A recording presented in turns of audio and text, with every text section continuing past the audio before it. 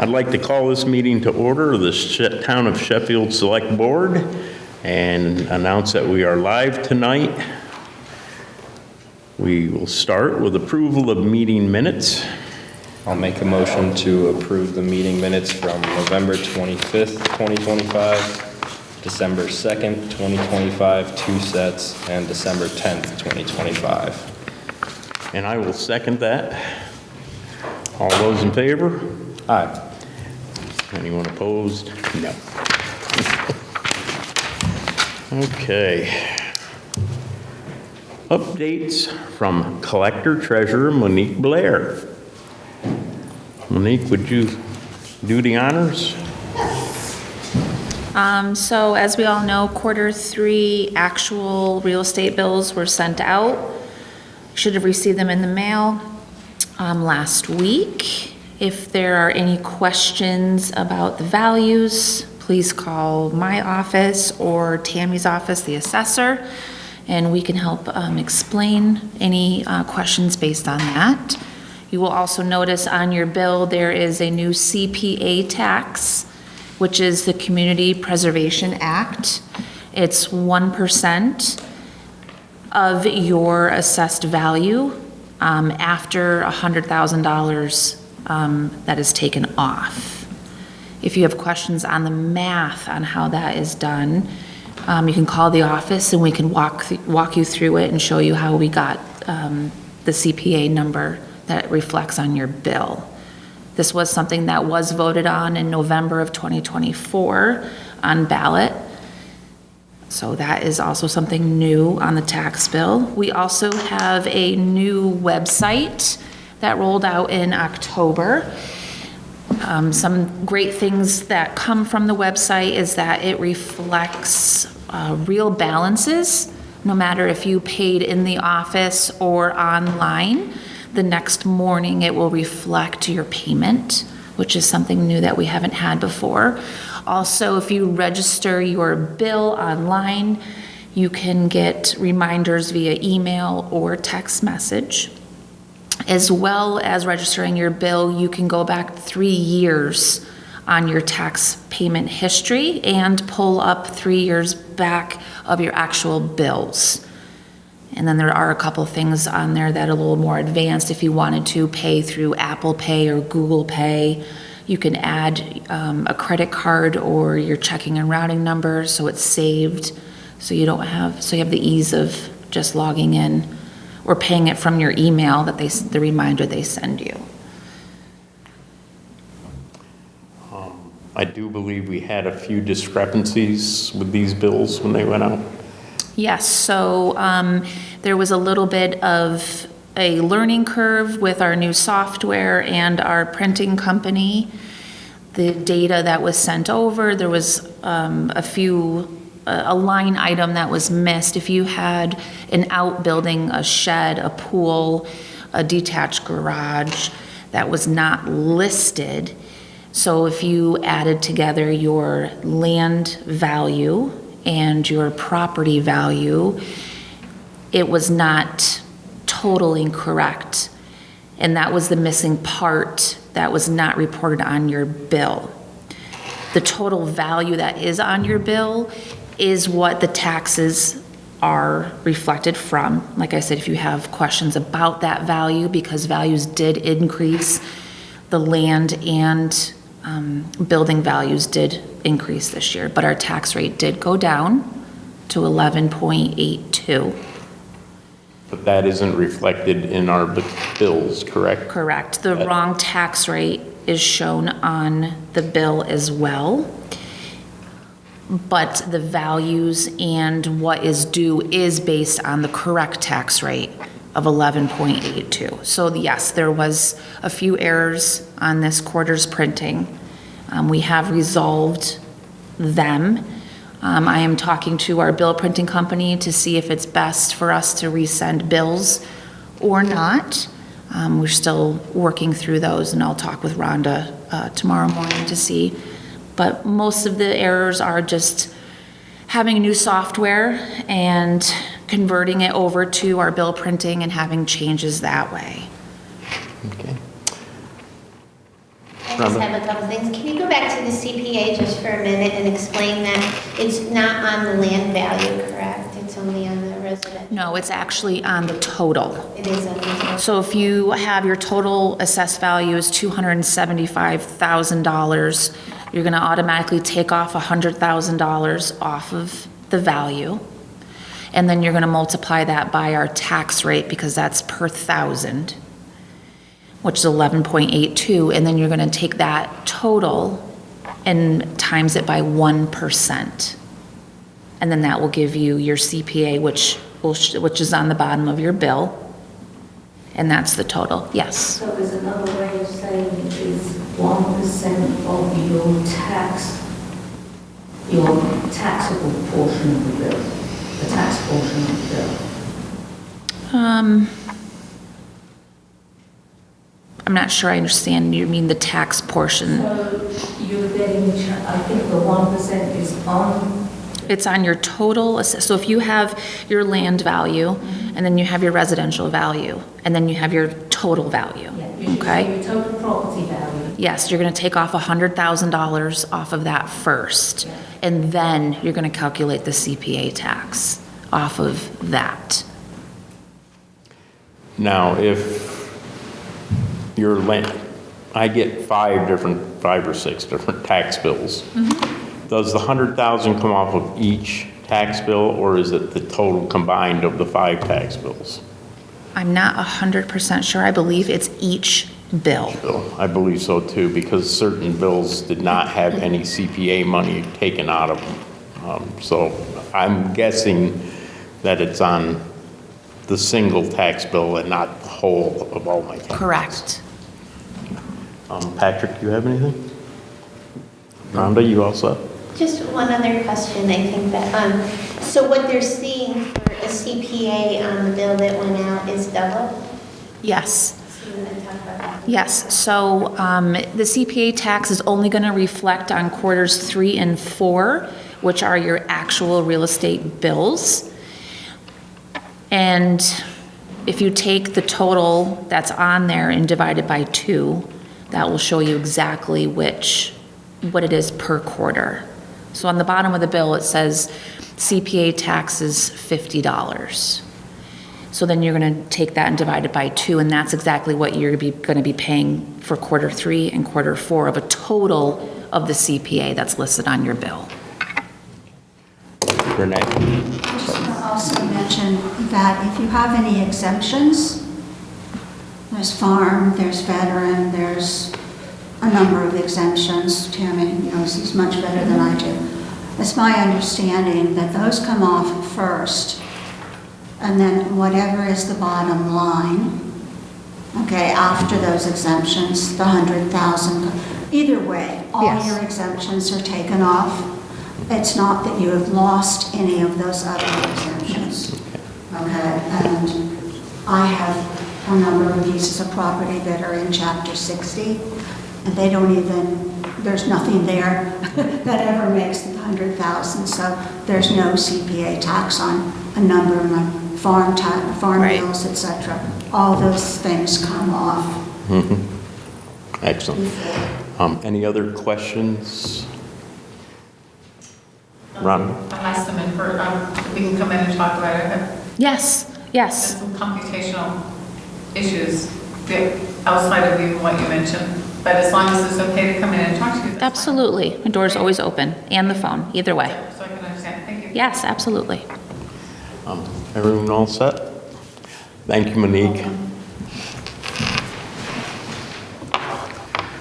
Okay, update on MBI Digital Equity Training Program. Renee?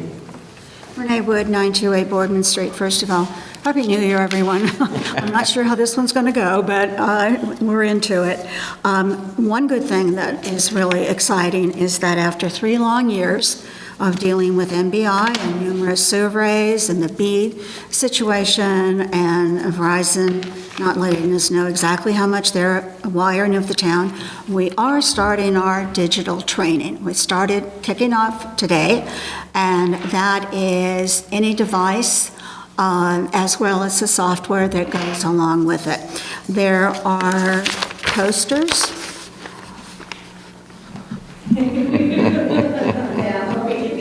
Agri-Ped that are in the senior center, downstairs here in the town hall, and in the library that announce this. And it can be something as simple as you want to learn how to attach a document to Word. Now, I know for many of us that seems very simple, but for somebody who doesn't know it and doesn't know where to go to get that done, it can be extremely complex.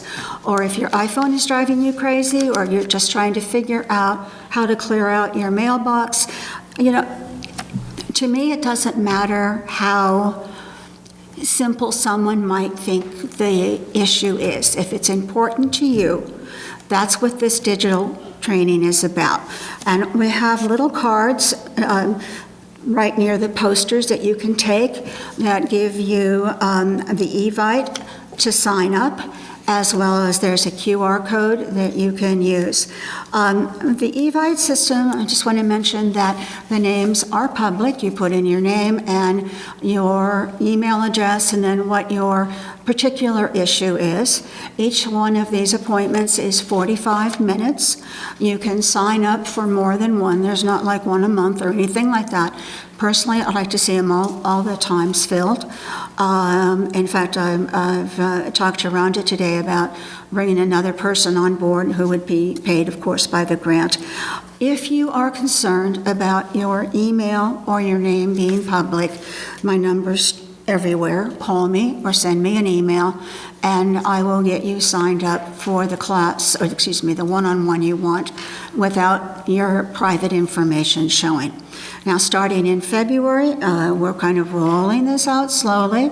Starting in February, we'll be looking to do workshops and lectures and classes.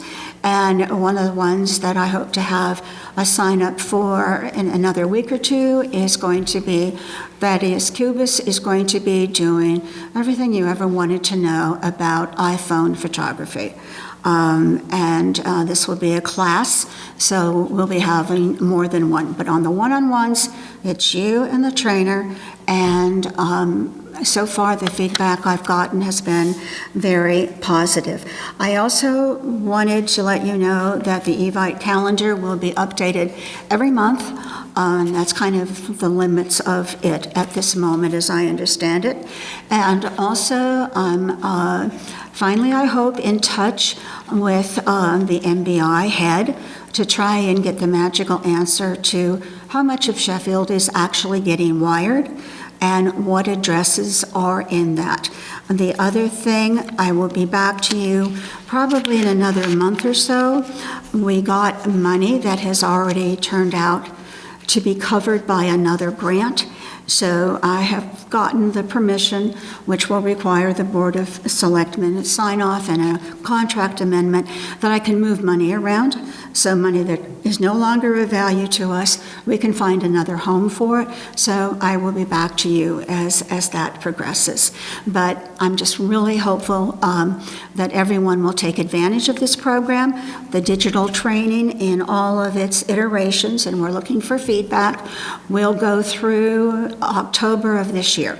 So it's going to be a really full multi-month, 9-month or whatever that is, 10-month program. And you help me figure out what to do, because I'm the program administrator, and I'll do my best to make sure that it really works for all of the residents in town. No age limit, though I do expect it may be some of our older members who participate more.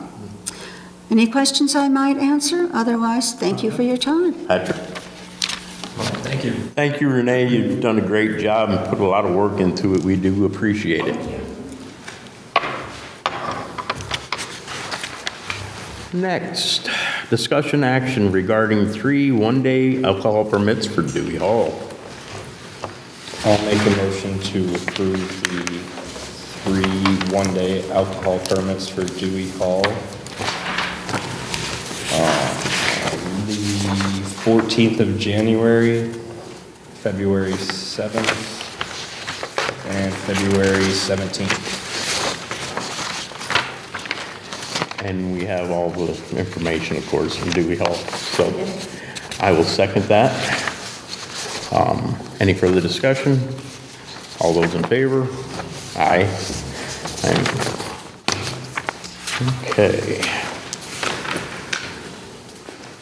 Discussion action regarding request from Sunrun Solar for door-to-door solicitation. Normally, it's either approved or denied through the select board. I'm not overly fond of door-to-door solicitation, therefore I don't particularly approve of this. Patrick, what is your thoughts? It's not my favorite idea either, to be honest, just with this type of sales. I'll take the motion to... I'll make a motion to not accept the application for door-to-door solicitation for Sunrun Solar. I'll second it. Any further excuse me, okay. Can I ask a question about it? Yes, if you step to the podium and give your name and your address. Dana Cummings on Farwell Road. So I was just, I had a question. I was reading online about Massachusetts and the relationship to solicitation. And they did mention to ask the town whether or not we already have a do not knock list maintained, because some towns do that, and then the solicitation company, even if they get a permit, is supposed to check in. It would be one way for somebody to opt out, even if it was approved. Do you know if we have one? We do not have that program. We have a solicitation policy that comes in front of the select board individually each time someone wants a permit to do that. I see. And so that would be, but that would be in the basic where they would register each person at the company, and they have guidelines as to the time, and they have to abide by the no solicitation if it's in your window, whatever. So that's one way of, dealing with it.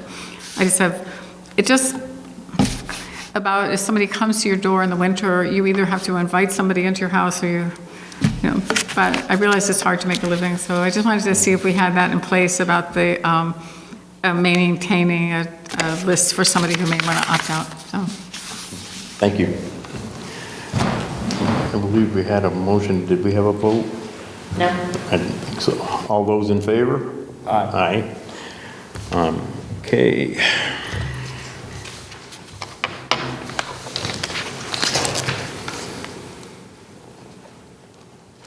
Appointment announcement, Board of Assessors. So we have an interested party, Robert Fire, who will, this is his announcement, and we'll make a decision on our next meeting 2 weeks from now.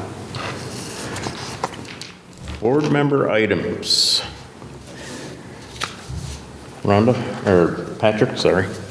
Nothing for me this week.